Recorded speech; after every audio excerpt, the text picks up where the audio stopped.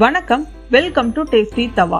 இன்னைக்கு வீட்லயே சாஃப்டான பரோட்டாவும் எம்டி சால்னாவும் எப்படி செய்யறதுன்னு பார்க்கலாம். 1/2 கிலோ மைதா மாவு எடுத்திருக்கோம். 1/2 கிலோ மைதா மாவுக்கு 10 பரோட்டா கிடைக்கும். 1/2 கிலோ மைதா மாவு எடுத்துட்டு அதுல தேவையான அளவு உப்பு சேர்த்துக்கிறோம். 3/4 டீஸ்பூன் உப்பு கரெக்டா இருக்கும். உப்பை நல்லா மிக்ஸ் பண்ணிக்கலாம். அப்பதான் உப்பு ஈவனா எல்லா பக்கமும் மிக்ஸ் ஆகும். இப்போ ஒரு முட்டை எடுத்துக்கிறோம். அதை உடைச்சு ஊற்றிக்கலாம். முட்டை வேண்டான்னு நினைக்கிறவங்க முட்டையை தவிர்த்துக்கலாம்.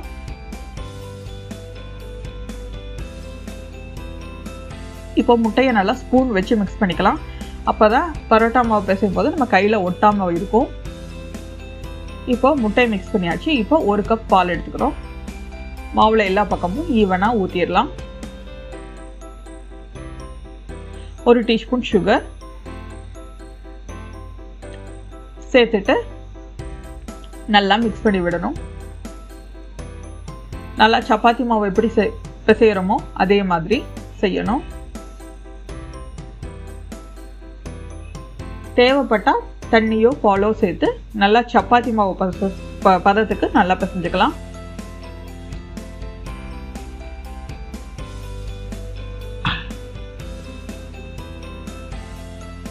இப்போ மாவெல்லாம் ஒன்று சேர்ந்தாச்சு.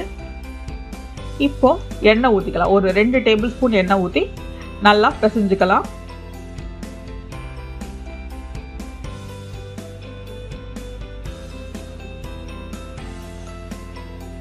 இப்போ மாவு நல்லா பிசைஞ்சிட்டோம்.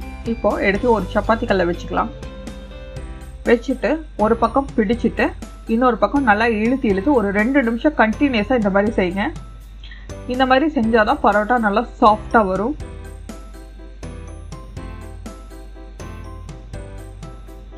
இப்போ அந்த மாதிரி நல்லா பிசைஞ்சு வச்சாச்சு. இப்போ பரோட்டா மாவு நமக்கு காயக்கூடாது, அதனால ஒரு பவுல்ல போட்டு நல்லா சாஃப்டா வந்திருக்கு பாருங்க. இப்போ ஒரு பவுல்ல போட்டு இந்த மாவு காயாம இருக்கிறதுக்காக 1 டேபிள் ஸ்பூன் எண்ணெய் ஊற்றி நல்லா எல்லா பக்கமும் தடவி விடணும். எண்ணெய் எல்லா பக்கமும் இருக்கணும். இந்த மாதிரி தடவி காற்று போகாத மாதிரி மூடி வச்சிடணும். இது ஒரு 4 மணி நேரம் வரைக்கும் இருக்கட்டும். அட்லீஸ்ட் 2 மணி நேரமாவது இருக்கணும். அப்போதான் பரோட்டா சாஃப்டா வரும். காற்று போகாத மாதிரி மூடி வச்சிடலாம். 4 மணி நேரம் இருக்கட்டும். இப்போ 4 மணி நேரத்துக்கு அப்புறம் நல்லா மாவு ஊறி வந்திருக்கு. திரும்பவும் நம்ம ஒரு தடவை பிசைஞ்சு பார்க்கலாம். பிசையும் போதே நமக்கு நல்லா தெரியும் மாவு நல்லா ஊறி சாஃப்டா இருக்கிறது நம்மளால உணர முடியும். நல்லா சாஃப்டா இருக்கு. இப்போ சின்ன சின்ன உருண்டைகளா தேவையான சைஸ்க்கு பிடிச்சு வச்சிடலாம். இந்த மாதிரி கையில வச்சு மெல்லமா பிரஸ் பண்ணீங்கன்னா ஒரே அளவுக்கு சைஸான உருண்டைகள் நமக்கு கிடைக்கும். இந்த மாதிரி எடுத்துக்கலாம். இந்த மாதிரி எடுத்து நல்லா ரோல் பண்ணி தனியா வச்சிடலாம்.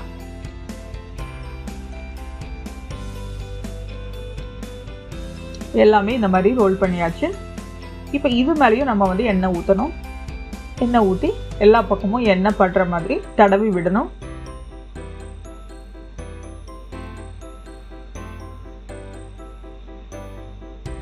இது ஒரு 1/2 மணி நேரம் இருக்கட்டும். அதுக்குள்ள நம்ம சால்னா ரெடி பண்ணிக்கலாம். ஒரு பேன்ல ஆயில் ஊற்றி 1 இன்ச் பட்டை, 2 கிராம்பு, ஒரு கல்பாசி கண்டிப்பா போடணும், 1/2 டீஸ்பூன் சோம்பு, ஒரு பிரியாணி இலை சேர்த்துட்டு நல்லா மிக்ஸ் பண்ணி விட்டுக்கலாம். கல்பாசி கண்டிப்பா போடணும், ஏன்னா அப்பதான் ஹோட்டலோட மனமும் டேஸ்டும் கிடைக்கும்.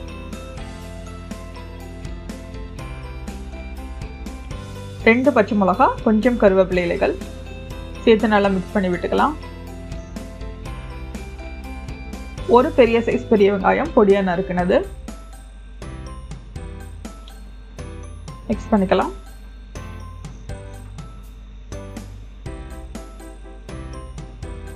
ரெண்டு தக்காளி பொடியா நறுக்குனது சேர்த்துட்டு தக்காளி நல்லா மசியணும். அது வரைக்கும் அது இருக்கட்டும். தக்காளி நல்லா வதங்கிறதுக்குள்ள நம்ம ஒரு பேஸ்ட் ரெடி பண்ணிக்கலாம். அதுக்கு ஒரு பிளெண்டரில் அரை மூடி தேங்காய்,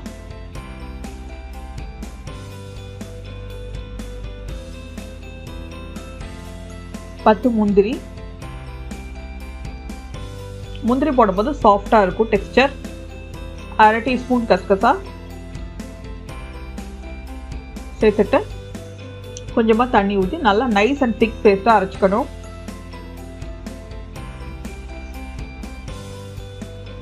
இப்போ தக்காளி நல்லா வதங்கிடுச்சு. ஸோ அதில் இஞ்சி பூண்டு பேஸ்ட்டு 1/4 டீஸ்பூன் சேர்த்துக்கிறோம். சேர்த்துட்டு பச்சை வாசனை போகிற வரைக்கும் நம்ம வதக்கி விட்டுக்கிறோம். இஞ்சி பூண்டு பேஸ்ட் பச்சை வாசனை போயிடுச்சு. இப்போது 1/2 டீஸ்பூன் மிளகாய் பவுடர்,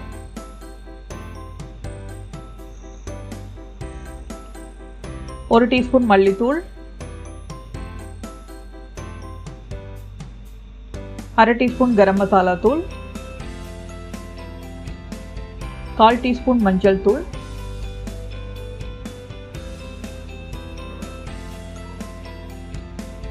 1/2 டீஸ்பூன் உப்பு சேர்த்து நல்லா மிக்ஸ் பண்ணிக்கணும். மசாலா பவுடர் எல்லாமே வெங்காயம் தக்காளியோட நல்லா மிக்ஸ் ஆகி வரணும். அது வரைக்கும் வதக்கிக்கணும்.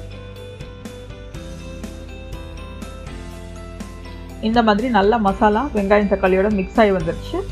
இப்போது நம்ம அரைச்சி வச்சுருக்கிற பேஸ்ட் அதில் சேர்த்துக்கலாம்.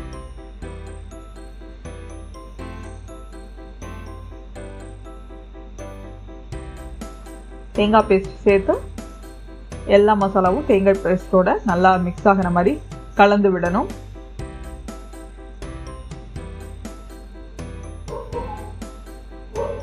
இந்த மாதிரி நல்லா மிக்ஸ் ஆகி வந்திருக்கு. இப்போது நம்ம தேவையான அளவு தண்ணி ஊற்றிக்கலாம். 1லேருந்து 1.5 கப் தண்ணி தேவைப்படும். கலந்து விட்டுக்கலாம். இந்த ஸ்டேஜில் உப்பு பத்தலைன்னா உப்பு போட்டுக்கலாம். இந்த மாதிரி இருந்துச்சு அப்படின்னா நம்மளுக்கு கொதிச்சு வரும்போது இன்னும் கொஞ்சம் திக்காகி கரெக்டாக இருக்கும் பரோட்டாவுக்கு. இதை மூடி வச்சு வேக வைக்கலாம். கொதிக்கட்டும், 5 நிமிஷம் கொதிக்கட்டும். அதுக்குள்ளே நம்ம இந்த உருண்டைகளை பரோட்டாவாக சுருட்டி வச்சுக்கலாம்.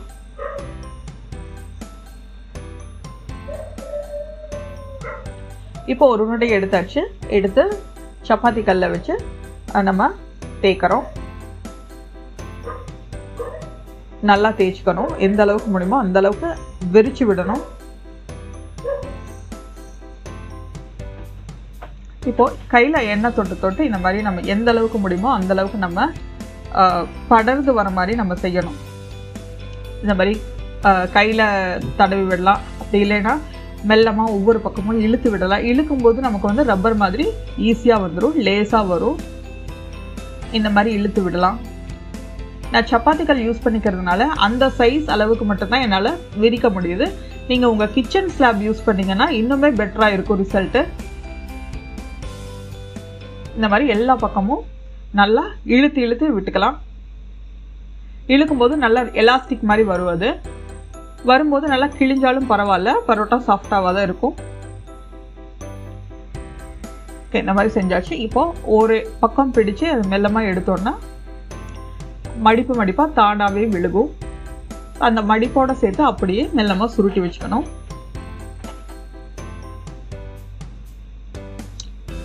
இந்த மடிப்போட சேர்த்து அப்படியே மெல்லமாக சுருட்டிக்கலாம். சுருட்டி பேக் சைடு அப்படியே டக் பண்ணிடலாம். டக் பண்ணிவிட்டு மேலே எண்ணெய் தடவி வச்சுக்கலாம். எல்லா உருண்டைகளையும் இந்த மாதிரி சுருட்டி வச்சுக்கலாம். இப்போ நம்மளோட சால்னா ரெடி ஆயிடுச்சு. பரோட்டா தேய்ச்சிடலாம். ஓகே, இப்போது சுருட்டியாச்சு. இப்போ பார்த்தீங்கன்னா அங்கங்கே பலூன் மாதிரி பொல்லி பொல்லி வந்திருக்கும். இந்த மாதிரி வந்தாவே பரோட்டா சாஃப்டாக வரும்.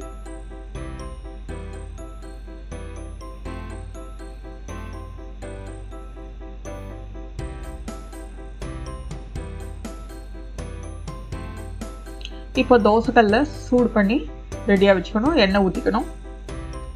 எண்ணெய் ஊற்றிட்டு தோசைக்கல்ல மீடியமில் வச்சிடணும். இப்போ பரோட்டாவை கையிலையும் தட்டலாம், அப்படி இல்லைன்னா சப்பாத்தி கல்லையும் தேய்க்கலாம். சப்பாத்தி கல்லில் தேய்க்கும் போது நம்ம வந்து ரொம்ப மெல்லமாக தேய்ச்சி விடணும், அழுத்தம் கொடுக்காம. அப்போ தான் லேயர்ஸ் டேமேஜ் ஆகாமல் இருக்கும். இப்போது மீடியம் ஃப்ளேமில் தோசைக்கல்லை போட்டு திருப்பி திருப்பி வேக வைக்கணும். கண்டிப்பா மீடியம் ஃப்ளேம்ல தான் இருக்கணும். அப்பதான் பரோட்டா உள்ள வேகும். எப்பப்பெல்லாம் திருப்பி போடுறோமோ அப்பப்பெல்லாம் நம்ம வந்து எண்ணெய் ஊற்றணும். அப்பதான் பரோட்டா வெளியில முறுமுறணும், உள்ள சாஃப்டாவும் இருக்கும். இந்த மாதிரி திருப்பி திருப்பி மீடியம் ஃப்ளேம்ல வேக வச்சு எடுக்கணும்.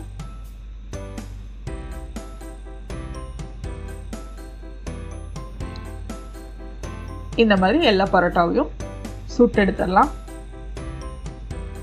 இப்போ எல்லா பரோட்டாவும் நமக்கு ரெடியா இருக்கு, சூடா இருக்கு. இப்போ 4 பரோட்டாவை வச்சு தட்டி எடுக்கணும்.